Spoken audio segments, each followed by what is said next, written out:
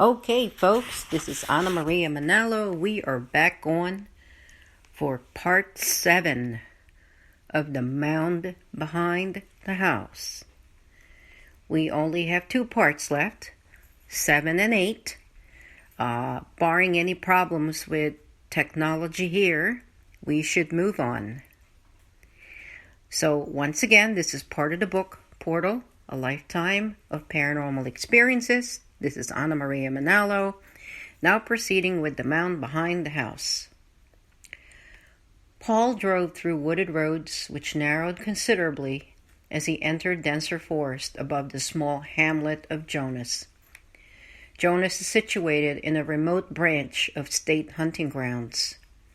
His GPS had cut out as the vegetation thickened on both sides of his car. Suddenly the road opened up to a small clearing, and the signal came clear again. He began to enter an unpaved road, which his brother had indicated would mark the road leading to his cabin. Paul had never been to his brother's cabin before, and was excited. Paul watched for signs in the dimming light of one street light in the distance. He switched his high beams on. 2 lights from a porch light showed on his right, and he slowed, coasting the car into the drive of his brother's log cabin. It was a good break away from May. Rustic, isolated, and calming was how Paul described the house.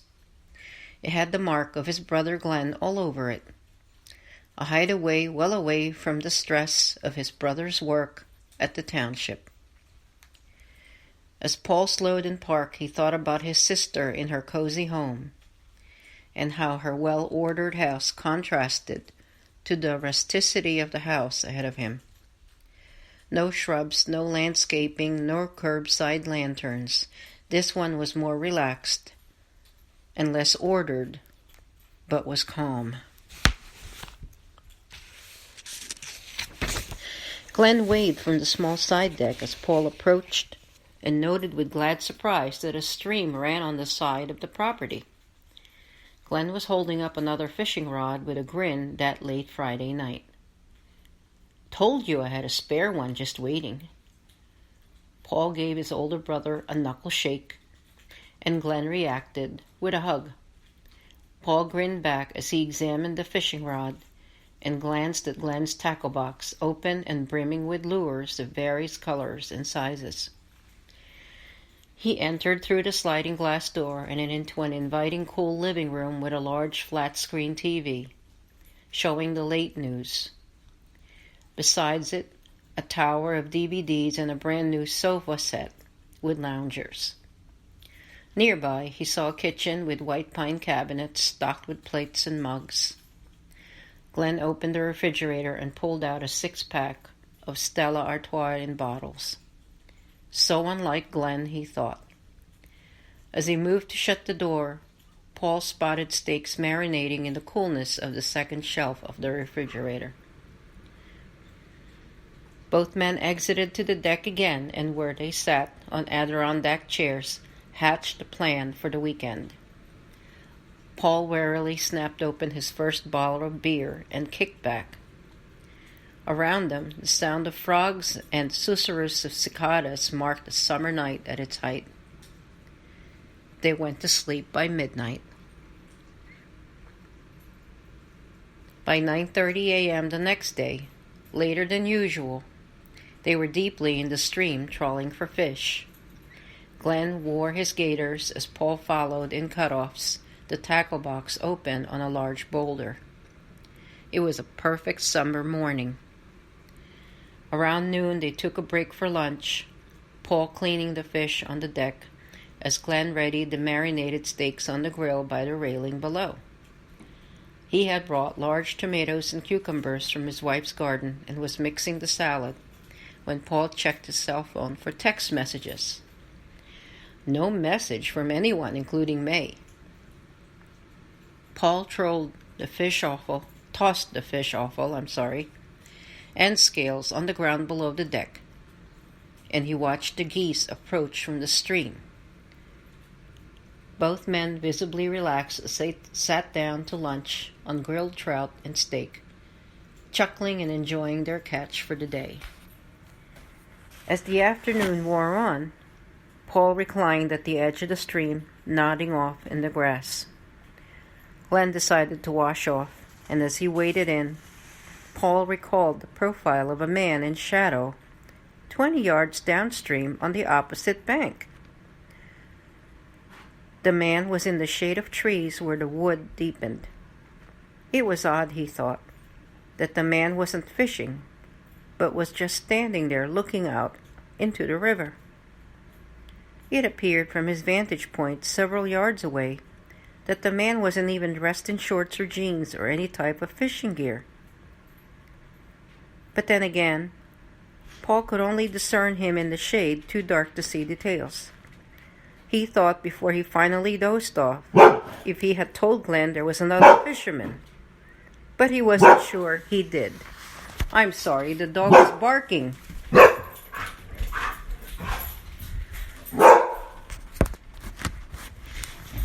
Paul was startled awake at late dusk to find the wind had taken a chill.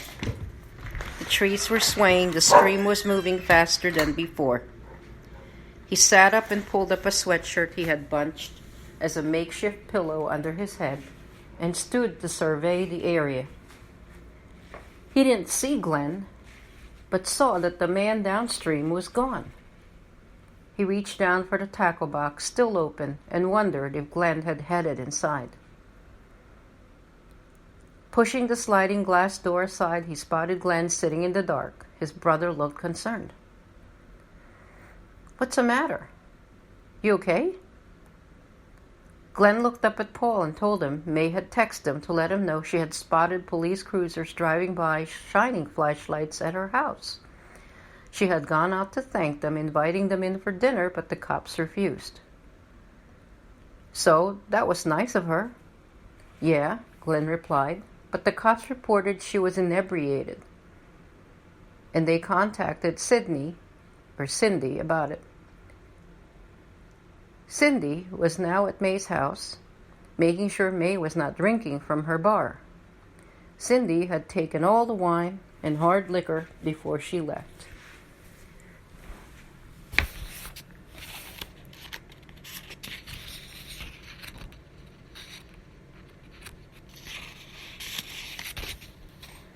May was angry at her friend for taking away all her drinks, all her liquor.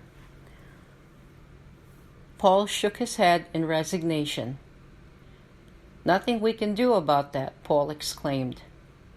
"We still need to think about getting help for her," Glen replied. Glen indicated that Cindy had quickly called to let him know that, earlier that evening, May had told her that there was a man standing on the front porch, watching Paul as he drove off. "Why didn't she call me to let me know?" Paul exclaimed in exasperation. Glen put up both palms in resignation, not knowing what to say. Both men decided to go into the town, shoot some pool, have a late dinner of leftovers, and call it a night. When the two brothers returned to the cabin later that night, Paul remembered to mention the neighbor he'd spotted down the stream. Families in the area usually had a cabin during the summer or came to rent for the summer. Glen looked back, perplexed, and said he'd have to drive around and see where the neighbors were located, as he did not know any.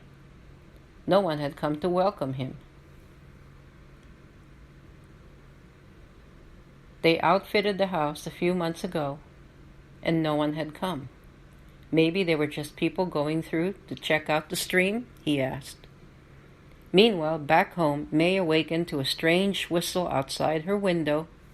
She sat up, noting the time was about 4:30 a.m.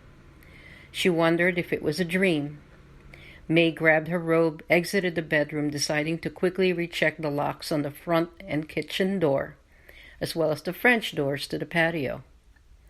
She found the French doors unlocked, She looked out for anything amiss, surveyed the table and chairs to the side of the patio, and looked out at the gate. The gate was open. May stepped back, trying to recall whether she or Cindy, during her friend's earlier visit to take away all her liquor, had gone out to the patio.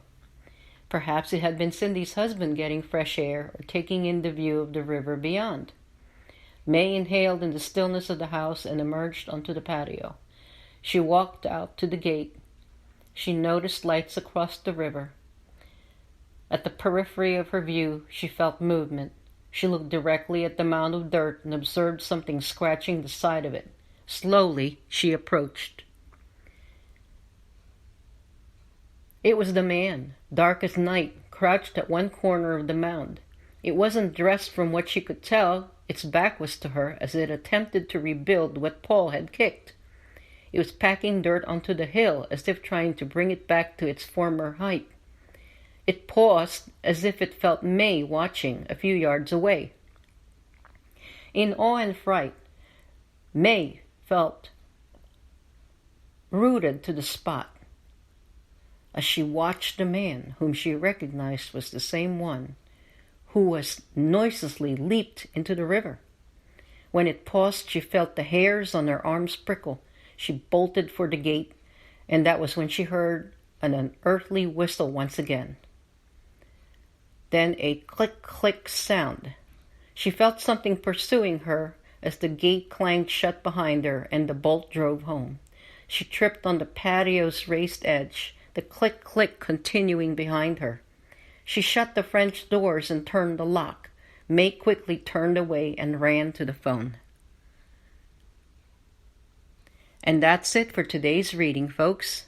Stay tuned next week for the last installment of the Mound Behind the House. This is Anna Maria Manalo, reading from Portal, A Lifetime of Paranormal Experiences, here on the Sinister Archives podcast. I can't talk anymore. The Sinister Archives podcast comes to you on Spotify, Spreaker, iHeartRadio, Amazon Audible, and you can also download and subscribe on YouTube. Thank you so much for listening. Have a great week.